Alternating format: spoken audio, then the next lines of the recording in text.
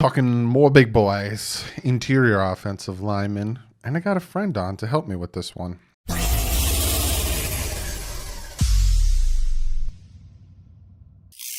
What is up, Finn fans? Yes, and football fans. I feel like everyone could watch this. You don't just have to be a Dolphin fans because I'm breaking down the top prospects of the draft in general. So you don't need to just be a Dolphin fan, but it sure does help.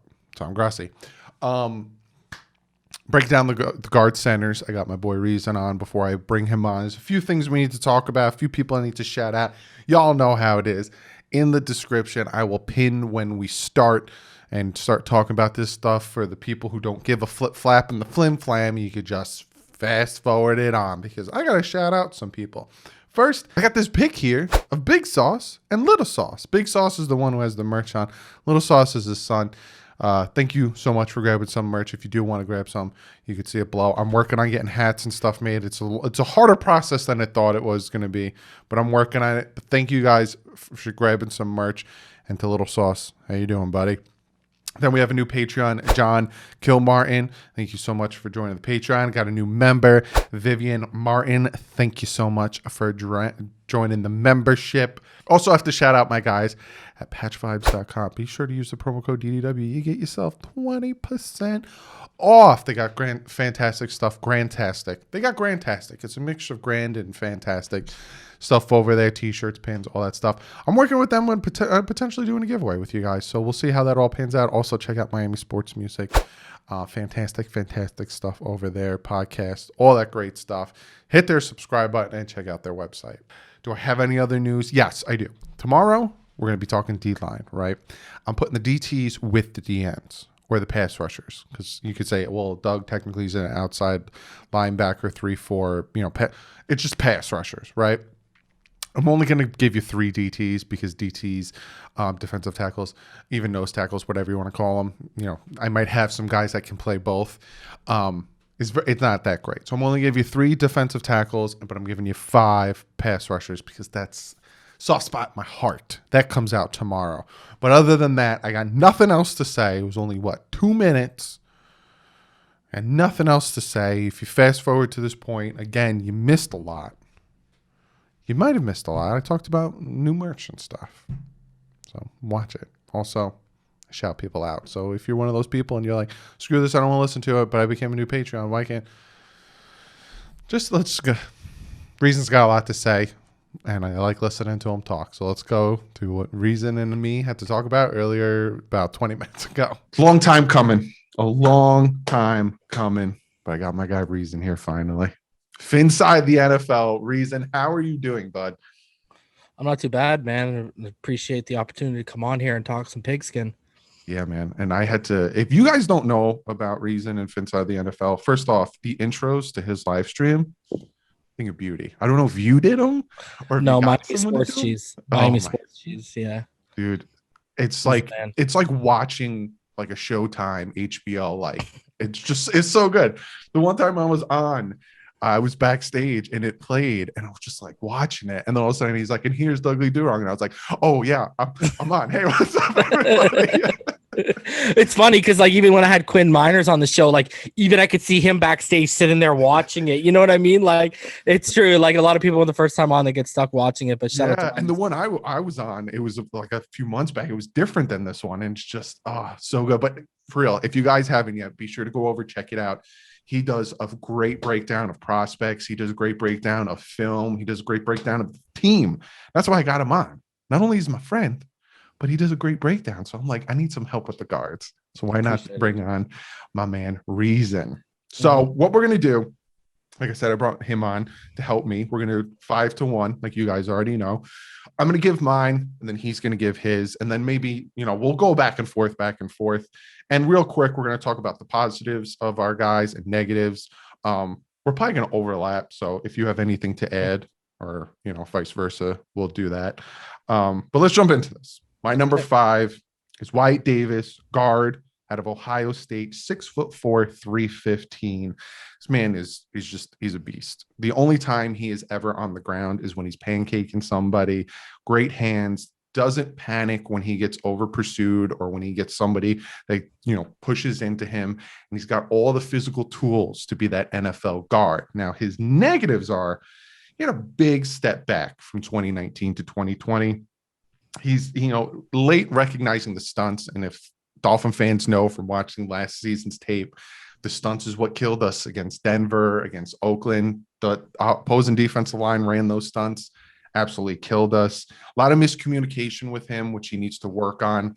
And he's an impatient climber. Getting to that second level, he's a little impatient when it comes to that. And that's why I have him at my number 5. Like I said, big physical guy, but a lot of his negatives put him to my number 5.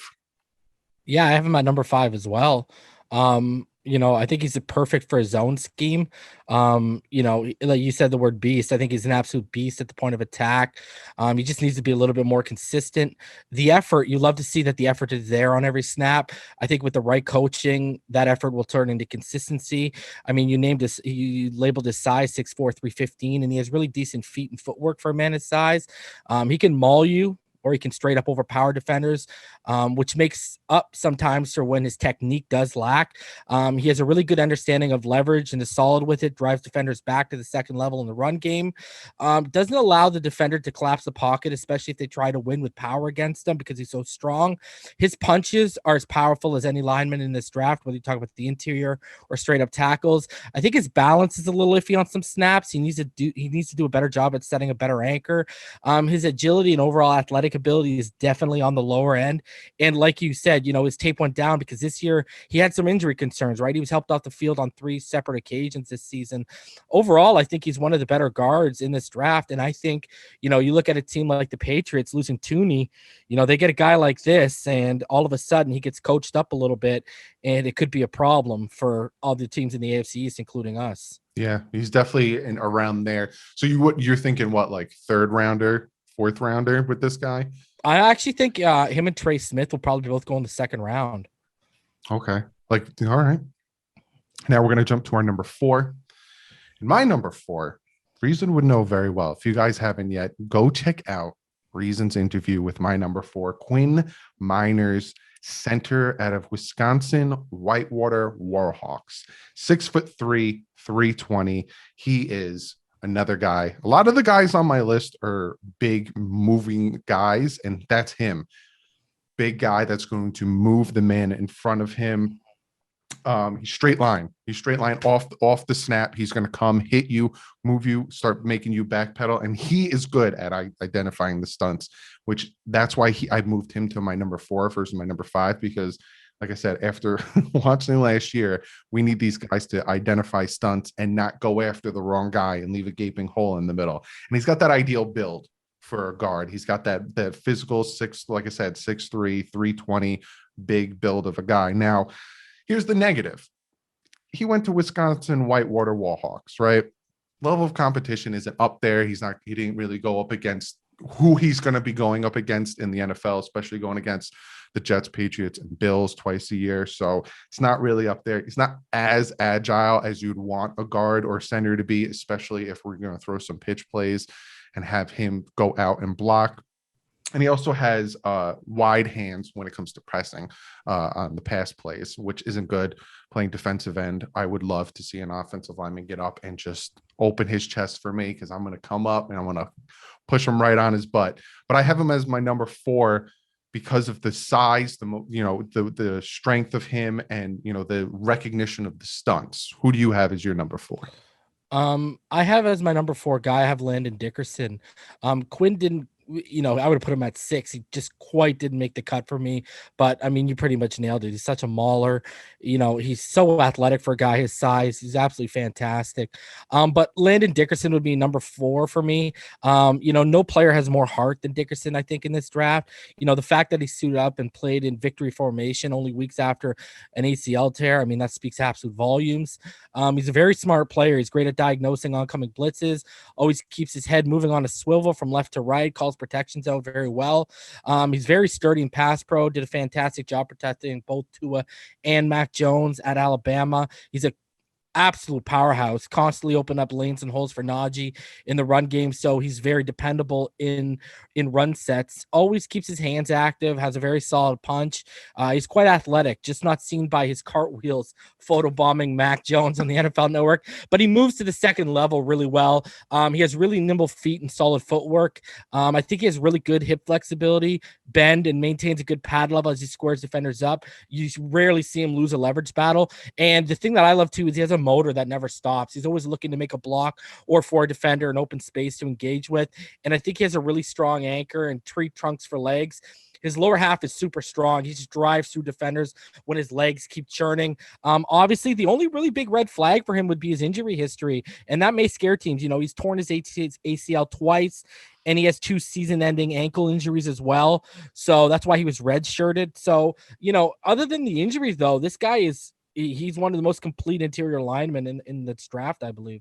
Yeah. And, you know, a little spoiler there. I have him as my number 3, but yeah, this guy, that's the biggest thing. Let's jump into number 3 since we're talking about Landon Dickerson, center out of Alabama. That's the negatives on him is, you know, that ACL tear in December.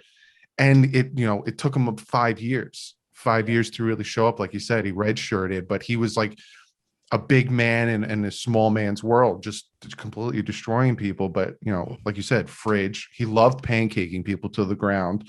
14 big hits from PFF, big time blocks through, like you said, and he ran that pro style offense at Alabama. So he, like you even said, helped Mac Jones out. He is ready to make the transition to the NFL, but 2 ACL tears. It's like, you want that anchor in the center of your line. Can he take another shot? Because, you know, someone's going to fall into him. It happens for offensive linemen.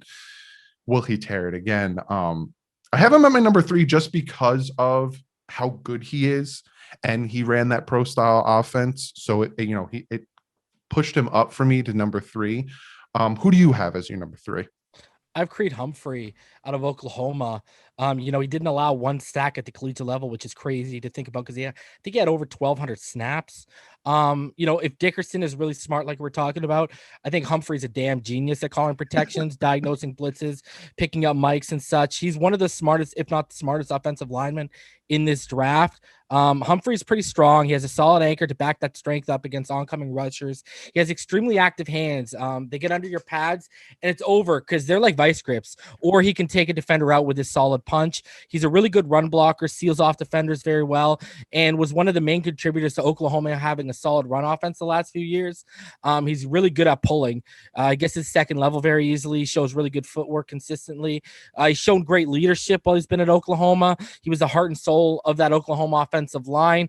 And he just managed to stay healthy and show that availability is one of his best abilities, which obviously Dickerson hasn't shown yet. And I think even though his length isn't that great, I think he could play guard if a team wants to throw him there, which shows versatility, which we know a coach like Brian Flores loves. Yeah. And I think sometimes Humphrey plays a little over his pads, and this can cause problems with balance and sometimes in the leverage game.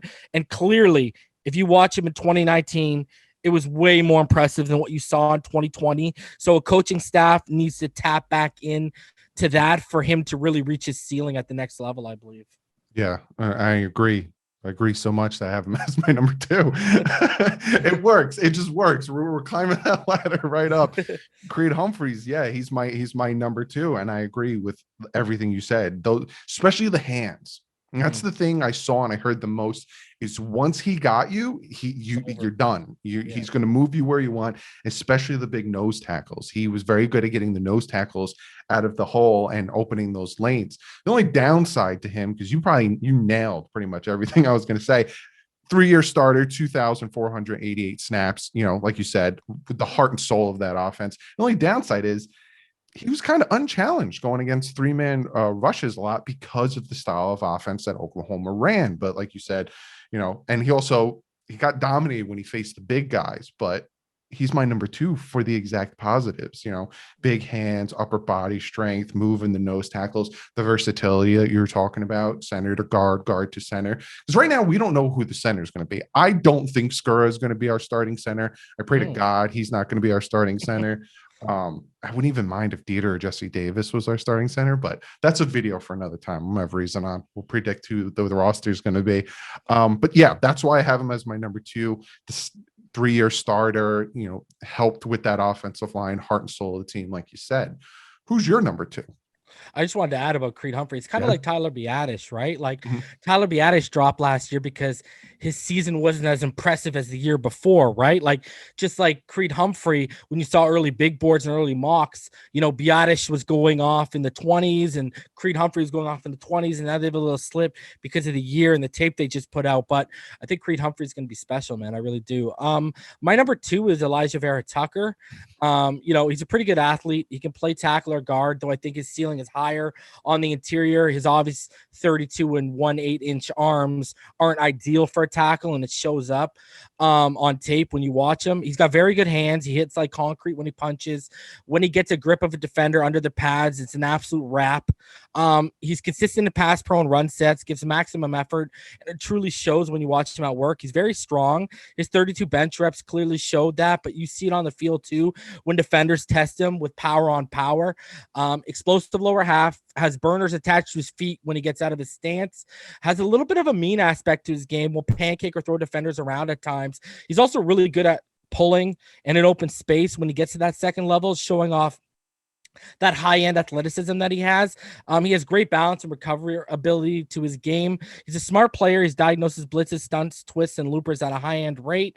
He's really quite strong at the point of attack and has a great anchor, but he does show issues with defenders that have great length because he doesn't have it himself, as well as good bend with quick and explosive first step. Those kind of defenders give him problems. And he can play with his pad level a tad too high at times, and this affects his ability in the leverage game at times when you watch him. Yeah. And that's why he's my number one. Like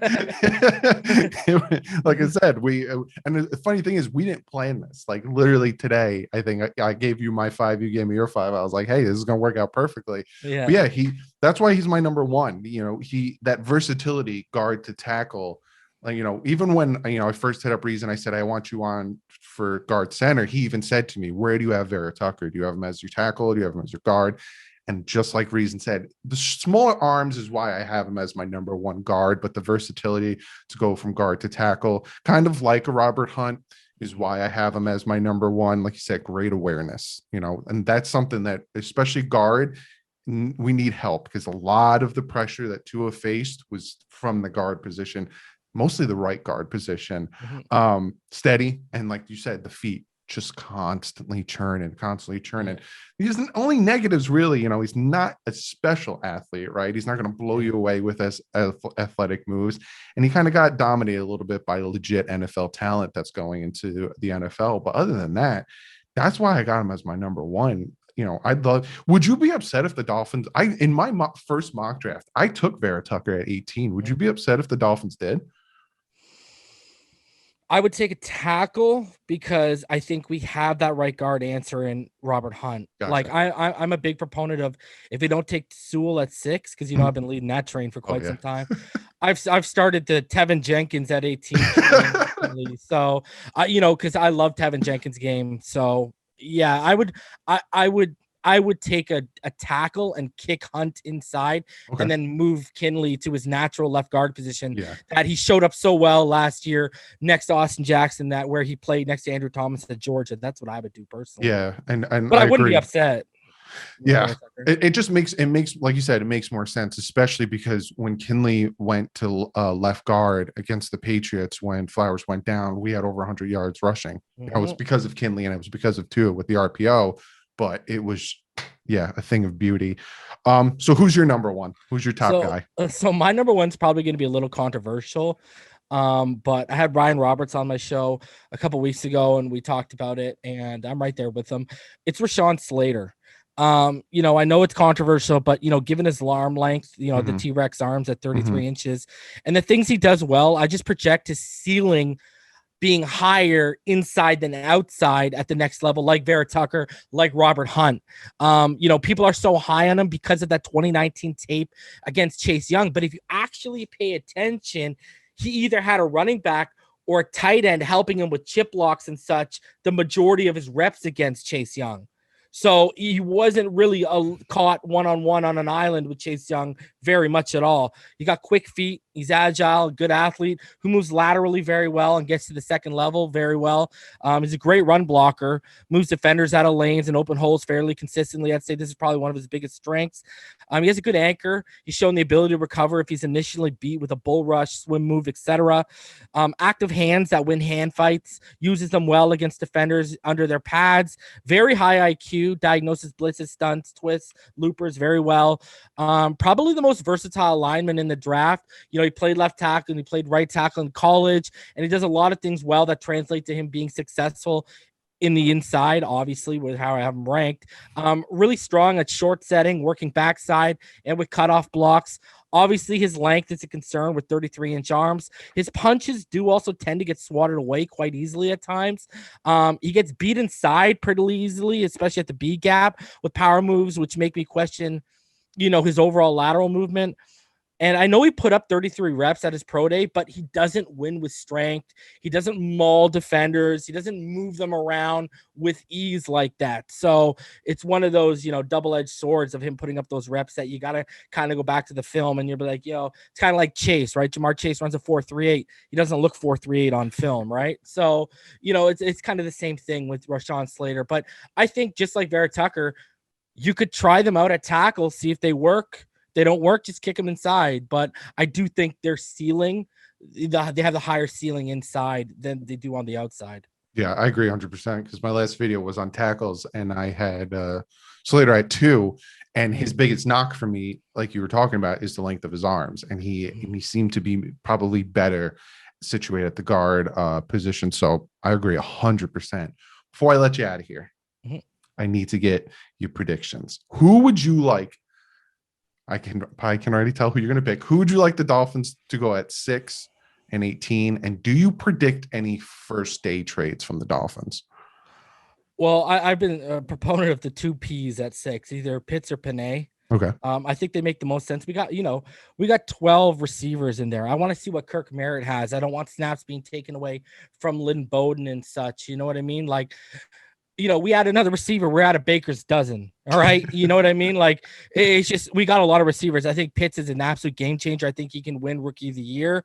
I think Panay can kick to right tackle. I don't know if you saw recently, but Ian Rappaport said he's been working out at right tackle. I posted a video on Twitter that shows his right tackle reps because a lot of people don't realize he was actually a guard recruit when he came to Oregon. And his first snap when he was 17 at Oregon was actually at left guard. It wasn't even at left tackle. So he's played right tackle before at high school. He was absolutely dominant when he did. So I would take either one of those guys. At 18, I would take Tevin Jenkins if I take a weapon, or but that's what my heart says. But my head says to me they're going to go defender. If a Kwity Paye's there, if an Azeez Ojulari, who was my top edge, is there, that makes a lot of sense. You know what I mean? I don't think they're going to take linebacker that high. And then, as far as trades, if they're smart, because I've been saying for quite some time, I don't think Najee's getting past Pittsburgh, and that steam has really been picking up over the last week and a half. McDermott said they want to add a running back to this room, and I heard Devin Singletary's on the block, so Javonte Williams could go there. And now there's even rumblings that the Jaguars, even though they have James Robinson, they pick at 25, and there's legit interest in taking Travis Etienne at either 25 or at the top of the second, just to help make Trevor Lawrence more comfortable. So if they were smart, I would target a team like Indianapolis at 21, give them the 36th, a second, and a fourth next year, move up and go get your guy.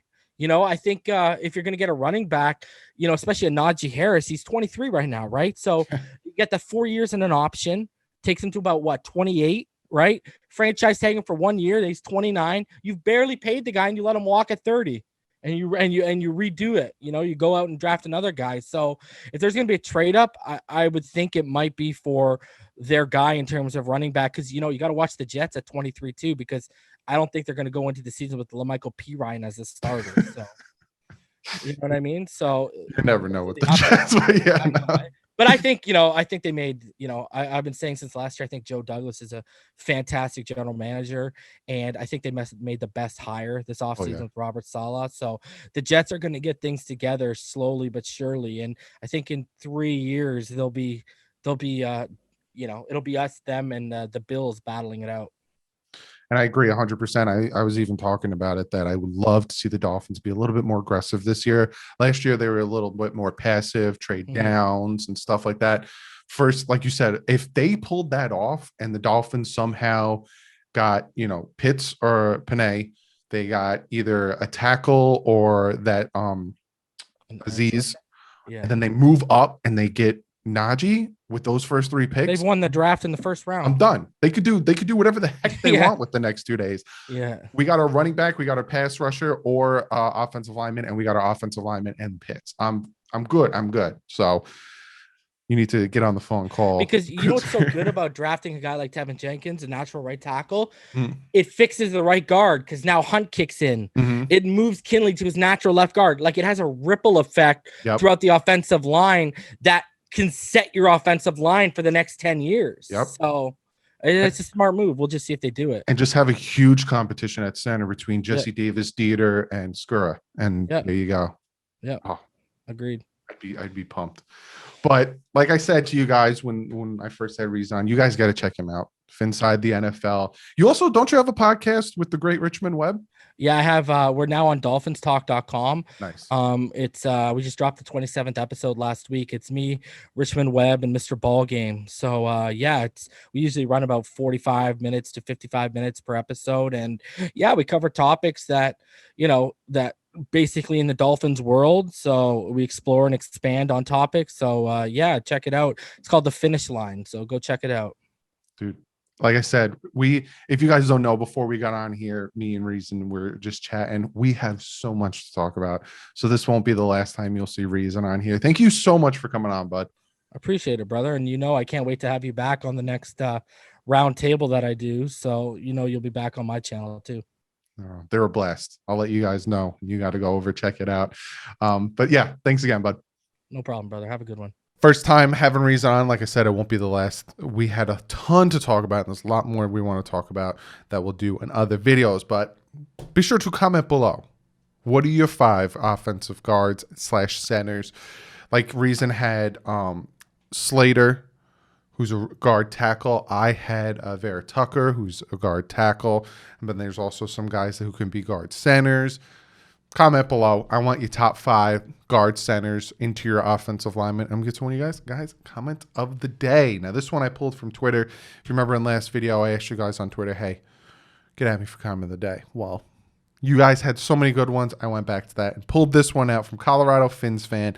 And he says, I've never mentioned, but with Flores being a defensive coach, is there any chance that surprises all and take a defensive player? If so, who's the top candidates? It wouldn't surprise me at all. At 6, it surprised me. I think it would surprise a lot of people at 6 if they took like Micah Parsons, if they took Patrick Surtain. It wouldn't surprise me at all. I think I'm going to do a video of surprises to expect in the draft. When am I going to do it? I don't know. Maybe Wednesday. I have so many videos I want planned for you guys. Hit the subscribe button. But it wouldn't surprise me at 18. Give you a little bit of spoiler for tomorrow's video, but I do really like Aziz, the defensive end out of Georgia. I wouldn't be upset if they took him at 18, but also Najee Harris at 18, because I don't like, if you heard me and Reason talk about, we don't think that Williams, Harris, or and ETN, I got his name right, make it out of the first round. So if Dolphins do need a running back, Dolphins want to get a running back, they might have to take it at 18. Or like Reason said, trade up maybe with the Colts and pull the trigger there, which I'd like. I'd like them to be a little bit more aggressive, but I wouldn't be surprised if they went defense at 18. Like you said, Flores is a defensive-minded coach, but also a lot of people think that the Dolphins defense is stacked, right? It is pretty stacked with talent. But a lot of people look at it and say, hey, we're a top 5 defense. In turnovers, we're a top 5 defense, though. In points, we're not great against the run, and we didn't do too fantastic against the pass. It was the turnovers that helped us the most. So there's still things that need to be addressed on the defense. Get a legit pass rush, get a consistent pass rush, because we had the opposing quarterback had too much time in the pocket, also had a hard time stopping the run. A lot of that entails the the defensive line and some linebacker play. I think the corners and safeties are pretty good, so I'd add some safety, not corner, and work there. But yeah, I think they go defense. But thank you so much, Colorado Fins fan, for the comment. Like I usually say, comment below if you want to be part of comment of the day, but put comment of the day beforehand. So when I search for comment of the day, I pull your comment up. That's how I normally pick comment of the day. That or I go on Twitter. So if you haven't yet, follow me on Twitter. But other than that, guys, like I said, tomorrow I'll see you talking about defensive line.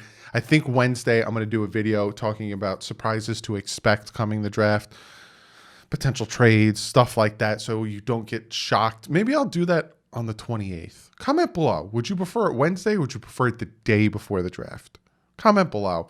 And then we got linebackers on Thursday. We got corners on Friday and with Professor Clump. And then on Monday, I have Jason Sarney coming on talking safeties. And then on the 27th, it's my final mock draft. So comment below, do you want 28th or the 21st for surprises to expect in this draft? But other than that, guys, I'll see you tomorrow. I never sleep and I never stop. Hit that subscribe button. But like usual, stay classy and fins up.